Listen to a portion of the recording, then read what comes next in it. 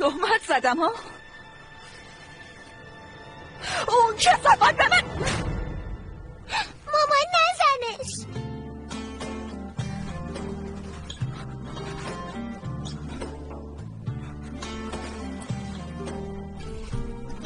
من نمیدونم چه بلایی سرش اومده.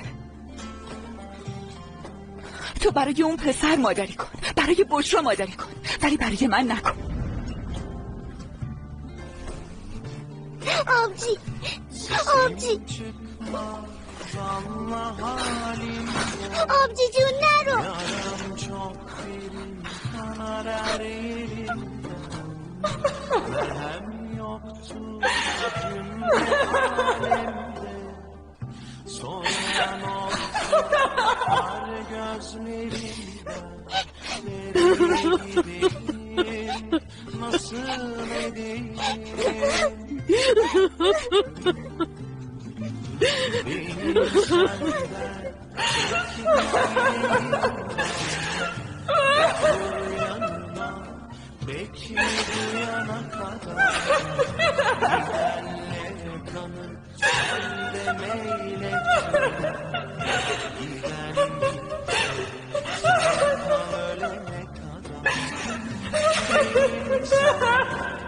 Tek bir dilim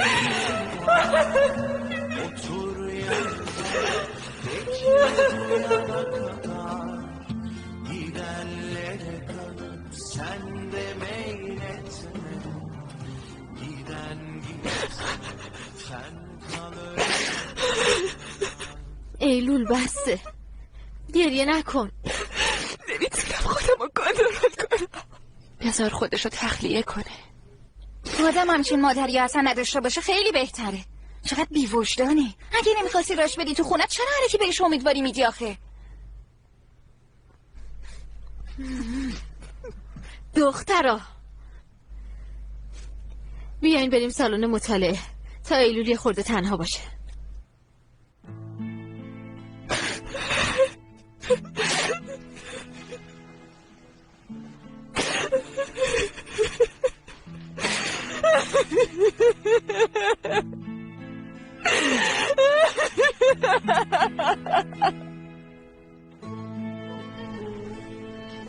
سوگل میگم بعضی وقتا دوستا بهتر از خانه بودن مگه نه؟ بس این که آره. من رازمونو به نریمان خانم نگفتم. یه لحظه تا نوک زبونم اومد ولی نگفتم. میخواستم برای که به هم بگی خانوادم کجان شما رو لو بدم ولی این کارو نکردم.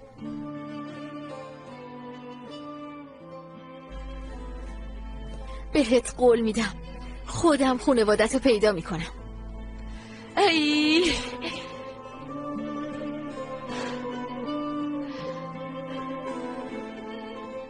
بریم.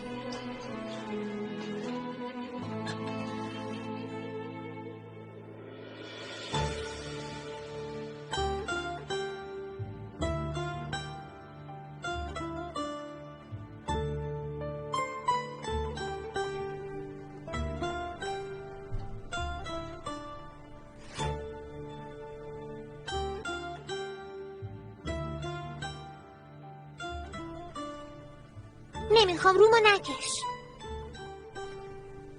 منم ببر یتیم خونه. این چه حرفیه دخترم؟ خواهرمو که بردی. منم میخوام برم پیش اون چون تو ما رو دوست نداری. فقط عمو کمال اون بچه رو دوست داری مگه نه؟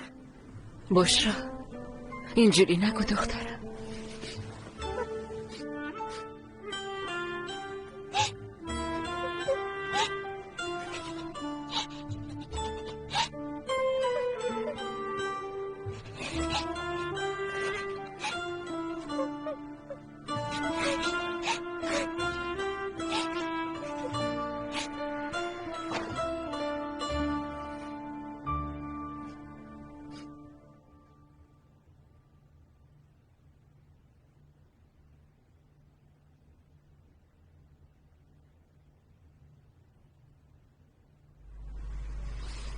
زن و شوهرا که نمیتونن همینجوری یه شب طلاق بگیرن. بابا برمیگرده خونه مگه نه؟ اگرم برگرده من راش نمیدم.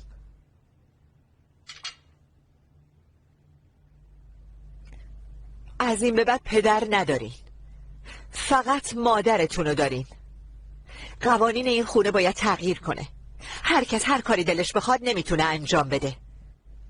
پدرتون خیلی شما را آزاد گذاشته، اما من به عنوان مادرتون میخوام دوباره نظم و انضباط و ادب یادتون بدم. مگه ما بی‌تربیتیم مامان؟ بی‌تربیت شدی؟ متاسفانه.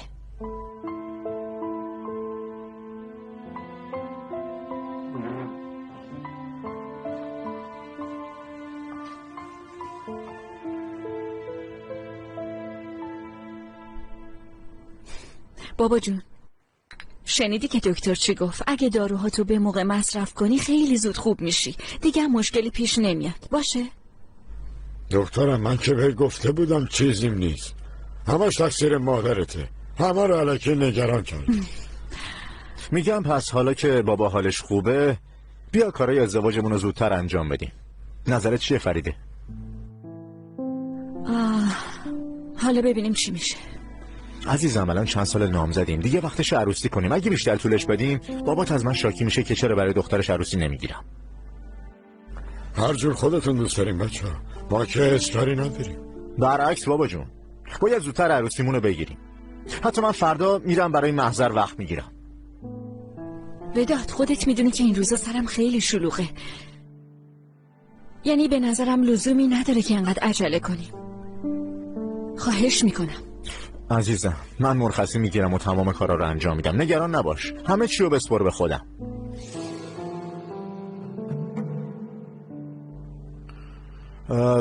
من میگم یه عروسی کلاسیک بگیریم با موسیقی که همه بیان و لذت ببرن. بالاخره آدم یه بار عروسی میکنه دیگه.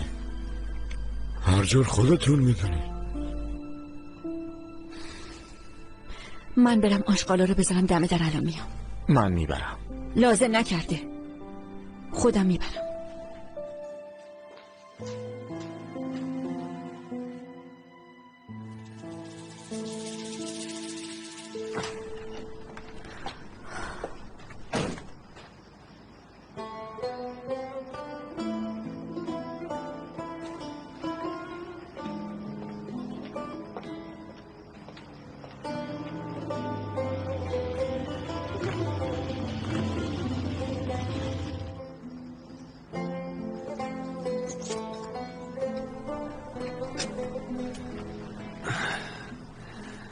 عصر بخیر.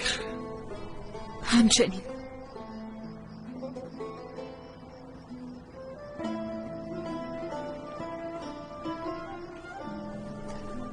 خوبی؟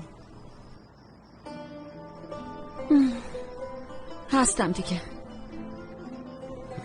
میخوای حرف بزنی؟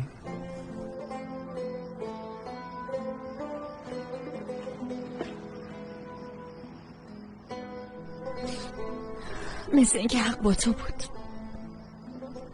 داریم واسه پدر بیچارم نقش بازی میکنیم. ودادم داره از این فرصت سوء استفاده میکنه و برنامه‌های عروسی رو میریزه. آفرین، زرنگه.